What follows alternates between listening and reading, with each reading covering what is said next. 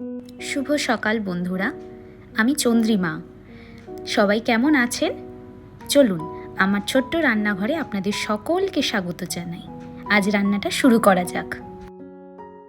এখানে আমি 3 চামচ মুসুর ডাল আর 2 চামচ সোনা মুগ ডাল নিয়ে নিয়েছি। এবারে এটাকে আমি ভালো করে জল দিয়ে ধুয়ে নেব। এই ডালটাকে ভালোভাবে সিদ্ধ হওয়ার জন্য আমি বসিয়ে দিলাম। ডালটা সিদ্ধ হতে হতে আমি 2টো উচ্ছে নিয়ে নিলাম। এবারে এটাকে আমি ভাজার জন্য চাকচাক করে কেটে নেব। এরপরে আমি উচ্ছেগুলোকে ভালো করে ধুয়ে হলুদ আর লবণ মাখিয়ে নেব।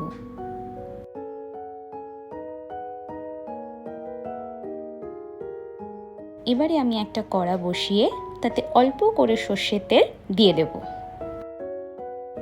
এরপর তেলটা গরম হয়ে আসলে তাতে আমি উচ্ছেগুলো ভাজার জন্য দিয়ে দেব।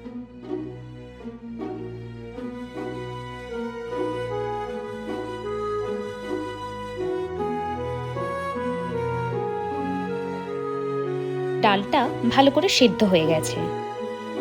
এবারে আমি ফোড়নের জন্য একটা প্লেটে শুকনো লঙ্কা, তেজপাতা আর গোটা জিরে নিয়ে নিলাম। আবারও আমি কড়াইতে তেল দিয়ে একে একে ফোড়নের মশলাগুলো সব দিয়ে দিলাম। এখন আমি এতে একটু হলুদ আর আদা দিয়ে ভালো করে ভেজে নেব। মশলাগুলো ভালো করে ভাজা হয়ে গেলে এতে আমি সিদ্ধ ডালটা ঢেলে দেব। ডালে আমি আর একটু জল অ্যাড করে নেব। এবারে আমি ডালে উচ্ছেগুলো সব দিয়ে দেব। এরপরে ভালোভাবে ফুটে গেলে আমি ঢেলে নেব। আমার উচ্ছে ডাল একদম রেডি। এখন আমি 4টে ডিম আর 2টো আলু ভালো করে ধুয়ে নেব সেদ্ধতে বসানোর জন্য। আলু ডিম সেদ্ধ হওয়ার জন্য আমি বসিয়ে দিলাম। আলু আর ডিম খুব ভালোভাবে সেদ্ধ করে নিয়েছি। এখন আমি আপনাদের সিদ্ধ আলু আর ডিমটা কেটে দেখাবো।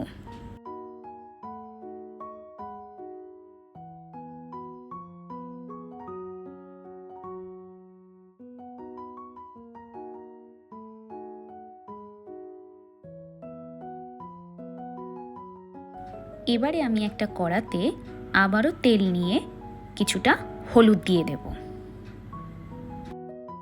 এরপর আমি একে একে কাটা ডিমগুলোকে তেলের মধ্যে দিয়ে দেব। ডিমগুলোকে আমি সব ভাজতে দিয়ে দিলাম। এবারে আমি একটা মিক্সচার জারে 2টো পেঁয়াজ, 4টে কাজু বাদাম, 1 চামচ পোস্ত আর একটা গোটা টমেটো আমি কেটে দিয়ে দেব। এবারে আমি ভালো করে এটাকে ব্লেন্ড করে নেব। এখন একটা বাটিতে 2 চামচ টক দই নিয়ে নেব। এখন আমার বেটে নেওয়া মশলার মধ্যে বাটিতে রাখা টক দইটা আমি দিয়ে দেব। মশলাগুলোকে আমি ভালো করে বেটে বাটিতে ঢেলে নিলাম। কড়াতে আমি তেল ভালো করে গরম করে নিয়ে ওতে সিদ্ধ করা আলুগুলো দিয়ে দেব। আলুগুলো আমি একটু লাল লাল করে ভেজে নেব। আলুগুলো লাল লাল করে ভাজা হয়ে গেছে। এতে আমি বাটা মশলাটা অ্যাড করে দিলাম।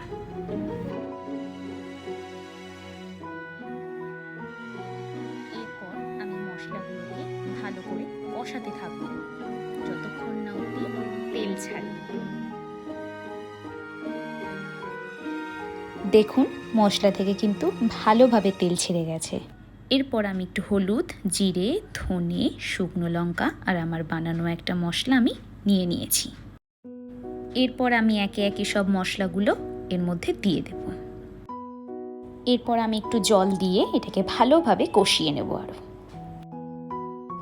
এখন আমি এর মধ্যে একটু গরম মশলার গুঁড়ো ছড়িয়ে দেব।